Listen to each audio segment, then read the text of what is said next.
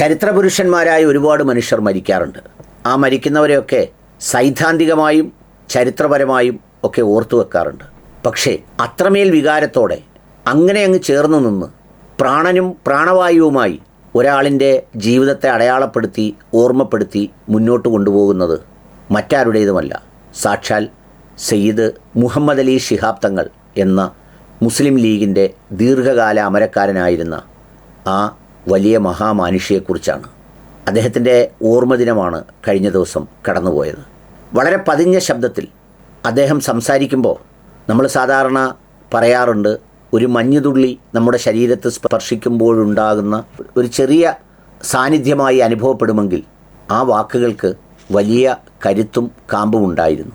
ആ ചെറിയ പദങ്ങൾ ചേർത്ത് വെച്ച കുഞ്ഞക്ഷരങ്ങളിൽ കരുത്തോടെ ആഴത്തിൽ ഒരു സമൂഹത്തെ ചേർത്ത് പിടിക്കുന്ന, വൈവിധ്യപൂർണമായ മനുഷ്യരെ ചേർത്ത് നിർത്തുന്ന, ഇനി ആർക്കും താൻ നടന്നുപോയ കഴിഞ്ഞുപോയ പ്രസ്ഥാനത്തെ ആ വഴിയിൽ നിന്ന് മാറ്റി സഞ്ചരിക്കാനോ മാറി സഞ്ചരിക്കാനോ ആകാത്ത വിധം രൂപപ്പെടുത്തിയാണ് അദ്ദേഹം കടന്നുപോയത്.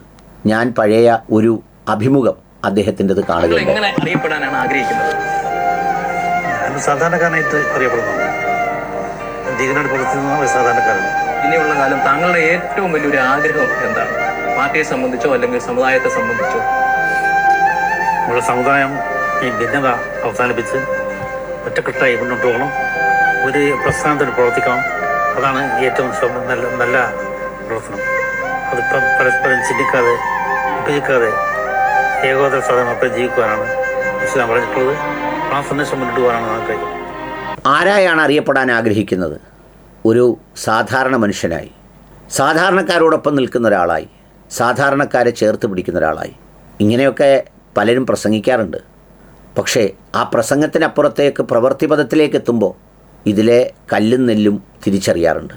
എന്നാൽ സ്വന്തം ഉപ്പ എങ്ങനെയായിരുന്നോ ജനങ്ങൾക്കിടയിൽ ഒരു വലിയ ആൾക്കൂട്ടത്തിനിടയിലെ ഒരു ചെറിയ പൊട്ടുപോലെ ആ ആൾക്കൂട്ടത്തിൻ്റെ ഭാഗമായി തീർന്ന ഒരു ഉപ്പയുടെ മകനായി ജനിച്ചും കണ്ടും വളർന്ന സയ്യിദ് മുഹമ്മദ് അലി ശിഹാബ് തങ്ങൾ ആ വഴിയിലൂടെ തന്നെ സാധാരണക്കാരിൽ സാധാരണക്കാരുടെ ഇടയിൽ അതുപോലെ ജീവിച്ചു എന്നുള്ളതാണ് അതിൻ്റെ ഒരു പ്രത്യേകത.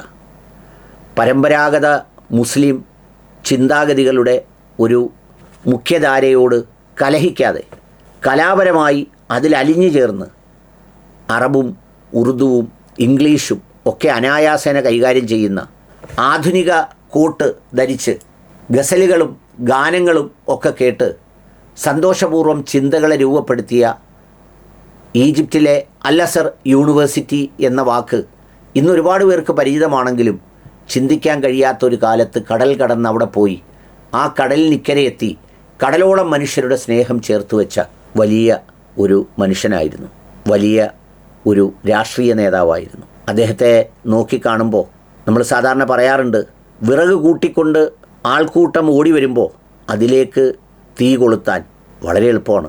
എല്ലാവരും കൈയടിക്കും, വിറക് കൊണ്ടുവന്നവരൊക്കെ സന്തോഷിക്കും. പക്ഷേ ആ കത്തിക്കാൻ പോകുന്നത് കാട്ടുതീയാണെന്നും ആ കാട്ടുതീയിൽ ഒരു സമൂഹം മുഴുവൻ എല്ലാ വൈവിധ്യങ്ങളോടെയും ഇല്ലാതാകാൻ പോകുന്നു എന്നറിയുമ്പോൾ അവിടെ തണയ്ക്കാൻ, അവിടെ അത് തണുപ്പിക്കാൻ, അതിൻ്റെ മേൽ വെള്ളം കോരിച്ചൊരിഞ്ഞ് അത് മറ്റൊരു സൃഷ്ടിപരമായ വൈവിധ്യപൂർണമായ പൂക്കൾ നിറഞ്ഞൊരു പൂന്തോട്ടമുണ്ടാക്കാനുള്ള ശ്രമമായി മാറ്റുക എന്ന വലിയ ദൗത്യമാണ് പാണക്കാട് മുഹമ്മദ് അലി ശിഹാബ് തങ്ങൾ കേരളം കലുഷിതമായ പല സന്ദർഭത്തിലും സ്വീകരിച്ചത് എന്നുള്ളത് നമുക്കെല്ലാവർക്കും അറിയാവുന്നൊരു കാര്യമാണ്. അത്രമേൽ വൈകാരികതയോടെ കൃത്രിമമില്ലാത്ത ഭാവങ്ങളോടെ അദ്ദേഹത്തോടൊപ്പം പ്രവർത്തിച്ചവർ നിന്നു എന്നുള്ളത് അദ്ദേഹത്തിൻ്റെ വിടവാങ്ങൽ സന്ദർഭത്തിൽ കണ്ണീർ കടലിൽ മുങ്ങിയ ഒരു നാടിൻ്റെ ദുഃഖത്തിൽ നാം കണ്ടു. കുഞ്ഞിനെപ്പോലെ വാവിട്ട് നിലവിളിക്കുന്ന ഇ അഹമ്മദ് സാഹിബിനെ നാം കണ്ടു. എല്ലാം നിയന്ത്രിച്ച് കരുത്തോടെ നിൽക്കുന്ന പി കെ കുഞ്ഞാലിക്കുട്ടി എന്ന മനുഷ്യൻ്റെ വാക്കുകൾ ഇടറുന്നത് ഒക്കെ നാം കണ്ടത് അത്രമേൽ ഹൃദയപൂർവ്വം ചേർന്ന് നിന്ന് പ്രവർത്തിച്ച ആ ഓർമ്മകളിൽ തന്നെയാണ്. കാലം എത്ര കഴിഞ്ഞിട്ടും അത് മാറാതെ വികാരാവേശത്തോടെ ചേർത്ത് വെച്ച് തന്നെ മുന്നോട്ട് പോകുന്ന ഒരു ജനതയുടെ ആ ഭാവത്തിൽ കേവലം രാഷ്ട്രീയ നേതാവിൻ്റെയോ അല്ലെങ്കിൽ ഏതെങ്കിലും സമുദായ നേതാവിൻ്റെയോ എന്നുള്ളതല്ല, എല്ലാമെല്ലാമായി അവരുടെ ഹൃദയത്തിൽ നിറഞ്ഞു നിന്ന ഒരു വലിയ മനുഷ്യൻ്റെ സ്മരണകൾ തന്നെയാണ്. പ്രാർത്ഥിക്കുന്നു അദ്ദേഹത്തിന് വേണ്ടി.